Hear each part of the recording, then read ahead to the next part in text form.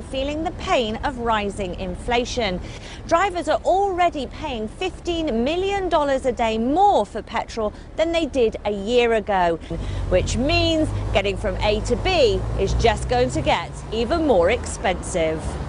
I'm filling up cars every day. I drive for a living, so there is a big impact, but what can we do?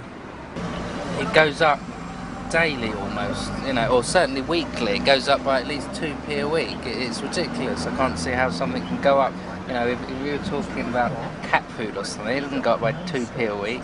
The price of produce in China is rising so quickly that everyday items like an apple or a bag of carrots have become too expensive for average Chinese people living on small salaries. Citizens are calling for price controls, but the Chinese regime has been slow to act. Here's that story.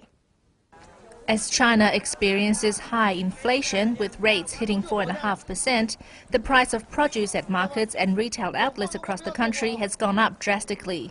Chinese citizens are wondering how they will continue to afford to buy produce when staples like green peppers and carrots have tripled or quadrupled in price. In the United States, that's a big problem. It's also a global problem. There are people in other countries rioting over food prices. Prices of onions have gone up a lot in India, for example. Rice, staples of diets for people in many parts of the world are becoming sort of too expensive for them to afford, and it's a bit of a crisis.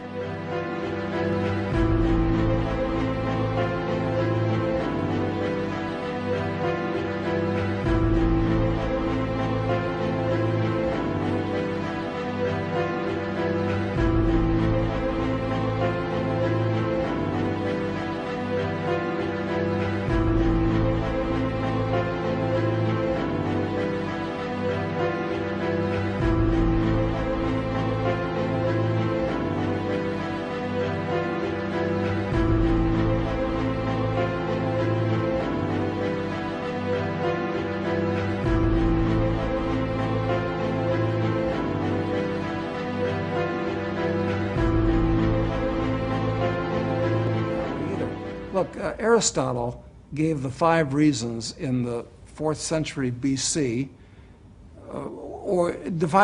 he defined the 5 characteristics of a good money.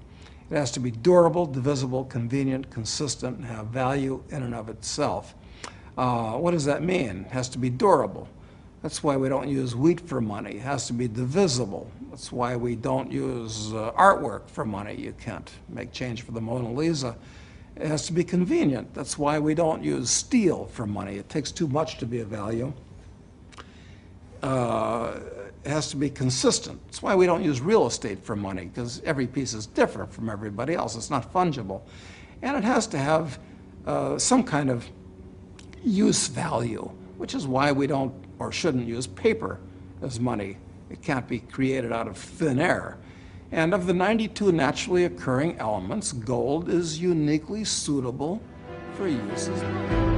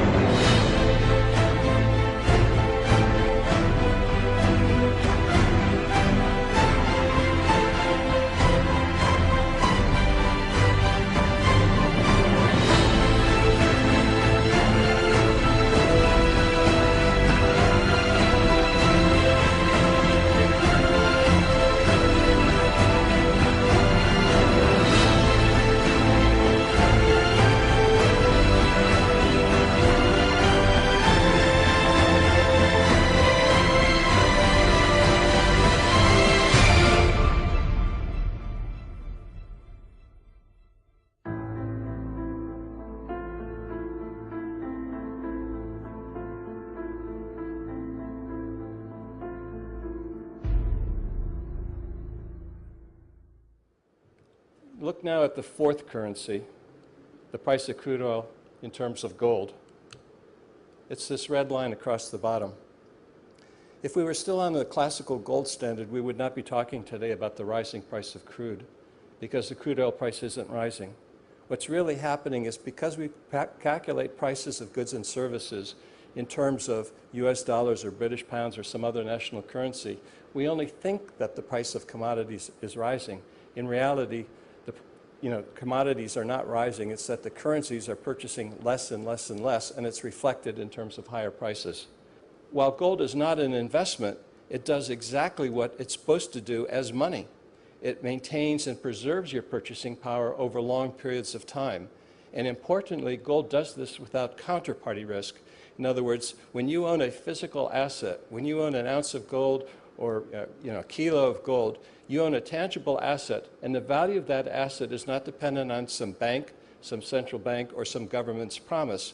And in a period of financial uncertainty like we're going through at the moment, that particular unique characteristic of gold is extremely important.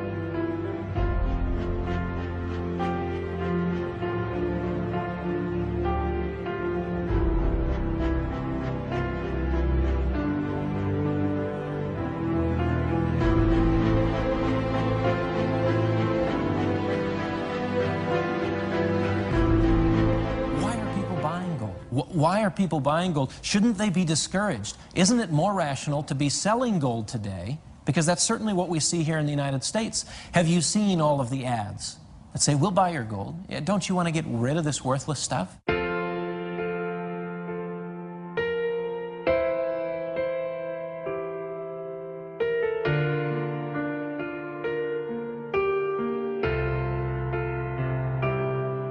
Frequently noticed is the number of signs that say, we buy gold. This is anything but an indication that the gold bull market is over. They want your gold. They're not selling it to you. Why do they want it? That's the one way they can buy gold under the market. $1,500 an ounce, they'll pay you $1,000. Hello, my name is Jimmy Larson. I'll never forget when my friend first shared with me the wealth secret of saving gold. I was amazed. I realized that if I'd saved $100 per month or any other currency for the last 20 years, I would have saved around $24,000 in my savings account. But because of inflation, it would actually only give me the spending power of around $18,000. However, if I'd simply started converting $100 per month into gold 20 years ago, the gold would have protected the value of my savings and been worth well over $77,000. This really excited me, so I started my monthly purchase plan with Karatbars and began telling everyone I knew about their gold.